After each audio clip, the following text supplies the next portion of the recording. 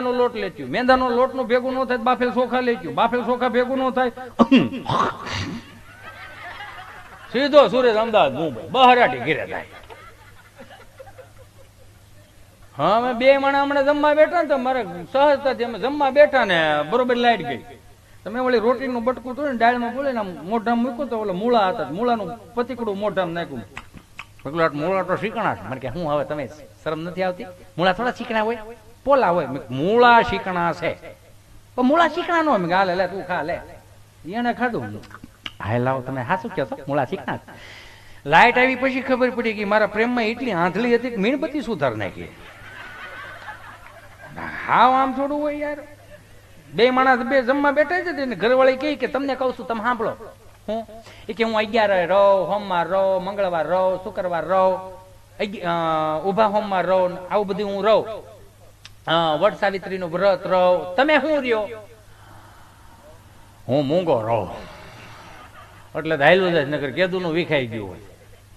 સહજ ને વડીલો પાસેથી દાંપત્ય જીવન ને અમુક કળાઓ શીખવા જેવી છે. બા ઓસરીને કોરે બેઠેલા ને દાદા એક ઢળિયા ફરદામ હુતેલા. તો આમથી કોઈક મહેમાન આવ્યો તો મહેમાન બરોબર માડીને પૂછ્યું દાદા બા ઓળખો છો? હા ખોડભાઈ દીકરી ને બટા. હા આ તાર ઘર વાળો છે? હા બહુ કાળો. પેલા નહોતું જોયું હરખું, ઓલો ઉભો હોય ને ઇન્સર્ટ કરી નાખે હોય એનું. મારા દાદા ને કેમ છે? એક ઢાળિયામાં હુતા. સવારે 2 વાર જોયું તો આજ નથી જોયું. પાછું બપોર પછી નું ટગર ટગર જોતા હતા. પછી ખબર નહીં કેમ તો ઓલા મહેમાન ને બા ને બધા ઓલા લઈ જાય સમજા. તો દાદા ત્યાં હુતા હોય ને એટલે આમ ખાટલા ને આમ થોભો દે ને માડી કે ઓછું જોવા તમને કા ઓછું જોવા લાઠી પરભી ને ઘર વાળા બે આવ્યા ઓછું જોવા. તો દાદા ઓલું પૈયું ઢાંક્યું ને એમાંથી બોલે જ્યાંથી ઓછું જોવાનું હતું તેથી જોવા ન દીધું. હવે કે ઓછું જોવો.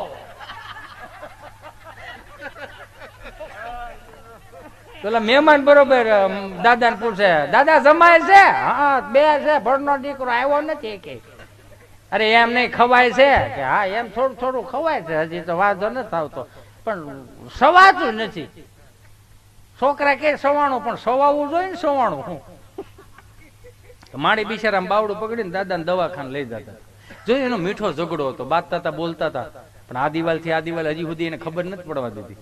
શું કામ? ડેલી ના નામ હતા સગનભાઈ ની ડેલી, મગનભાઈ ની ડેલી, કુરજીભાઈ ની ડેલી, મોહનભાઈ ની ડેલી. એમાં કઈ ડેલીમાં ઘટે નહીં. રોટલે મોટા, સંસ્કારમાં મોટા, ભજનમાં મોટા, ભાવમાં મોટા, પ્રેમમાં મોટા, આવા ડેલીઓના નામ હતા. એટલે દીકરી દઈ દેતા. હવે આ બધું નીકળી ગયું. બાતતા હતા બોલતા હતા આ દિવાલ થી આ દિવાલ ખબર ન પડતી. હવે આ બધું નીકળી ગયું. હવે બધું મકાન નંબર ઉપર આવી ગયા. 5 નંબર, 10 નંબર, 15 નંબર, 20 નંબર.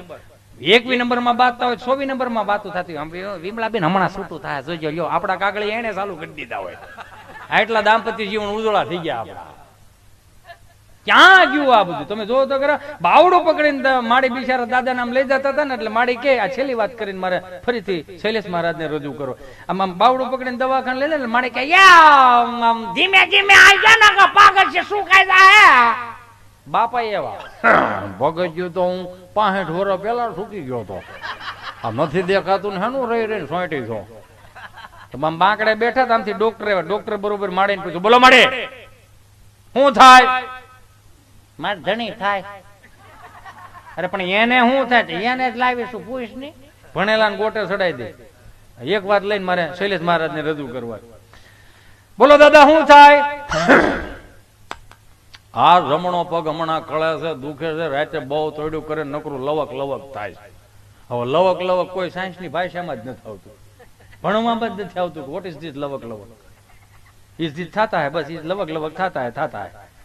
કે શું થાય તમને? કે તોડ્યું થાય છે, રાતે બહુ કળે છે ને લવક લવક. કેટલા વર્ષ થયા? 80 વર્ષ. 80 વર્ષે હવે દુખે, હવે કળે, હવે તો તૂટે ને, હવે બધું થાય. દાદા કે ડોક્ટર ને કે 80 નો તો ભેળો ડાબો છો પણ મારો દીકરો હાયલો જાય છે. હાલતા બે હારે શીખા કઈ વાહા મળતો નથી શીખા કે 4 મહિના અગાઉ જમણો ધોડવા માંડ્યો ને ડાબો ઢવડાતો આવતો, એવું તો કઈ છે નહીં. આમાં દવા લખી દીધી કે આની માથા કોઈ ન કરે. દવા લખી દીધી, દવા લઈ દીધી. આમ કાપલીમાં હાથ મારે કે મેડિકલ વાળા આંચકી લીધી. ઉભા રહી કે ઉભરાઈ જાઓ બેડો આમાં ઉતારવા. દાદા કે ભાઈ ઉભા રહ્યો તમારી જ હાલત દાદા, હો શાંતિ રાખો. ગેરો ઢગલો. બાપા કે આ કોની દવા છે ભાઈ? તમારી દવા છે ડોક્ટર લખી, પણ આટલી મેં 20 વીઘામાં કોઈ દી નથી છાંટી, એટલી તું મને પીવાની દેશો, કઈક માપ મારે 100 રૂપિયા વધારે લે. સાહેબે હું લખ્યું એ કહી દે કે સાહેબે એવું લખ્યું, મેં મારું કરી લીધું, તું તારું કરી લે. આ વડીલો પાંચ ખરેખર આ બધું શીખવાની જરૂર હતી. હમણાં હાથ બા બેઠેલા, બા મારથી કેતા કહેવાય ગયું, મેં બા એ બા, તો બા ને એવું માટે કે આવો તમારો 1.5 વર્ષનો ભેંટ પાડો હતો, રણકી રણકી મરી ગયો. શું છે? મેં બા જય શ્રી કૃષ્ણ, જય શ્રી કૃષ્ણ. હું હે બા, તમે હાથ બા બેઠા છો તો કઈક વાતો કરો ને. કોની કરવી? આજ બજ્યું હાજર છે. એક આદે આઘા પાછી હોત ને તો પેલાથી છેલ્લા સુધીનું કેત ને બધું. આ કોવિડ ગયો ને એમાં અડધાન નિહાળ ખુલી ને અડધાન નો જ ખુલી. છોકરો આમ થયો ને મારથી પૂછતા પૂછતા અહીંયા હું છે દીકરો તમે અહીંયા તારા ચોથા ધોરણ નિહાળ ખુલી નથી તે સ્કૂલ ડ્રેસ શું કામ પહેરી લીધો?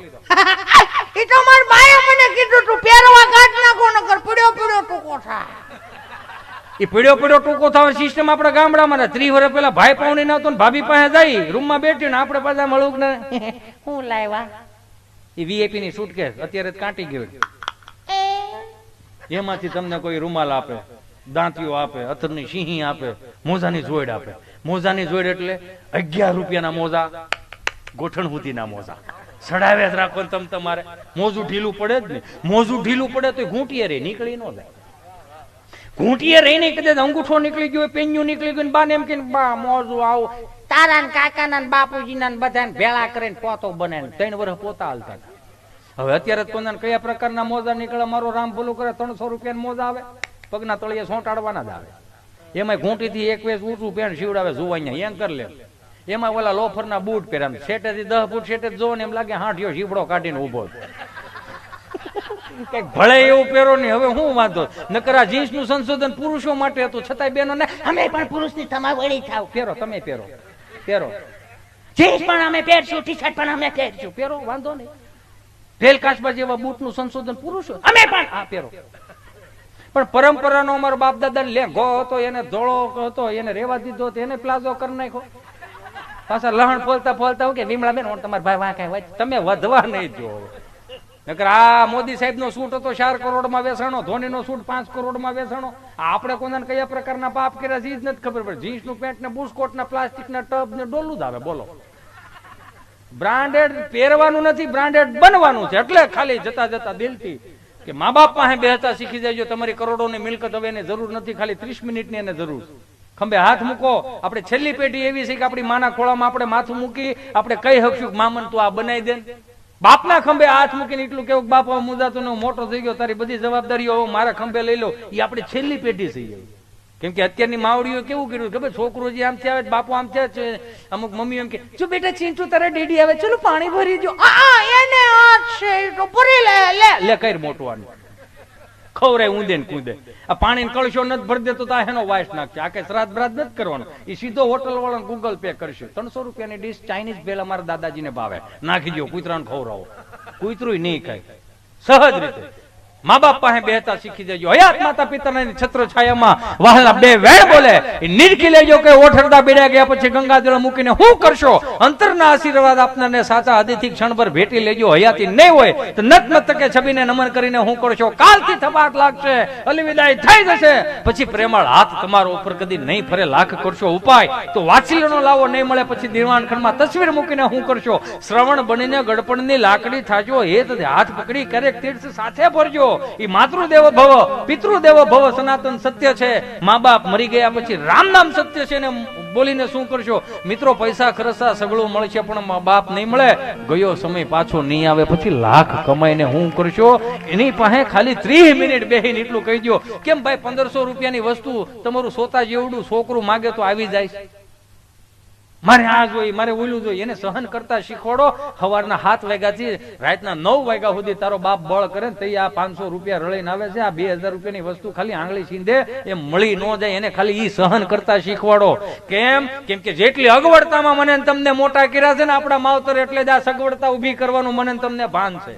અત્યારની પેઢીઓને સગવડતામાં મોટી કરી છે, અગવડતાનું ભાન નથી, સહનતાનું ભાન નથી. એટલે શીઠિયું લખીને બીજા જાય કે હવે અમે હું નહીં આવું, હવે હું મરી જાઉં, તે મરી છે. સહજ. હું કામ?